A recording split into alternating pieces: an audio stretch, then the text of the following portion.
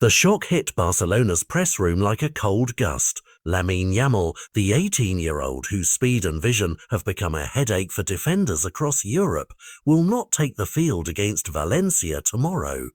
Hansi Flick, visibly irritated during his press briefing, made it clear this is more than a routine absence. He laid blame at the door of Spain's national team, saying Lamine returned to Barca carrying discomfort that should have been managed differently. According to the manager, the youngster played through pain during the international window, performing for long minutes without the recovery and training time a player of his age and profile needs, and the result is a back and pubic bone problem that rules him out for the immediate fixture and leaves him doubtful for next week's Champions League tie with Newcastle. That sequence, national duty, minutes play, discomfort, then a club declaration of injury, is the story tonight, and it raises hard questions about how elite football balances national pride with player welfare. Flick's words were sharp and personal. He described watching a player log 75 to 78 minutes in discomfort and then turn up at club training unable to prepare normally.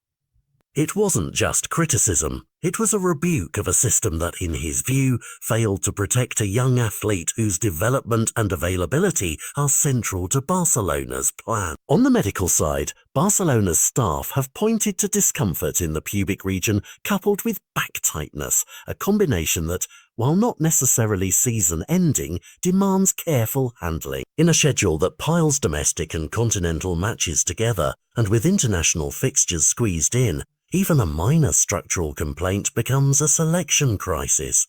For Barcelona, the immediate issue is tactical. How do you replace a winger who has become an automatic attacking spar? Coaches must decide whether to shift personnel, alter formation, or lean on rotation to cover minutes Lamine would normally take. There's also a psychological element. Losing a talisman before a high-pressure run of fixtures can sap momentum and force senior players to assume extra creative responsibility. Beyond the club tactics, Flick's public call-out opens a broader debate about communication between national teams and clubs. He admitted he'd only exchanged texts with Spain's manager and lamented the language gaps and lack of meaningful dialogue. That admission is telling because modern football lives and dies by coordination. Medical reports, load monitoring, and rest protocols must be shared and acted upon. When that chain is weak, a promising season can be compromised. Fans will naturally ask where responsibility lies. Did the national team push a player too far? Did Barcelona flag concerns earlier and fail to enforce rest? Or is this the inevitable effect of a brutal calendar where players move from plane to pitch with barely enough recovery time? The answer probably sits somewhere in the middle, but Flick's public stance ensures the question will not fade quietly. For Spain, the timing is awkward. Any suggestion that their management decisions contributed to a club injury will invite scrutiny and a defensive posture, even though national teams often face impossible choices when balancing competitive selection and player health.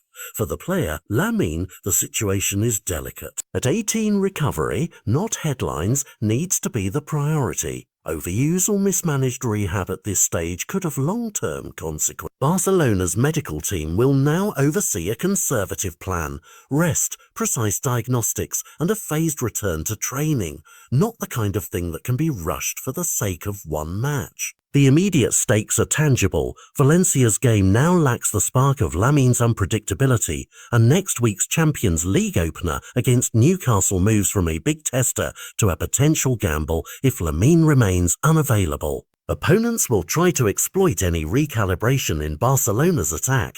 Rivals will watch whether a temporary absence turns into a tactical reshuffle that persists. Ultimately, this episode points to a systemic tension in modern football.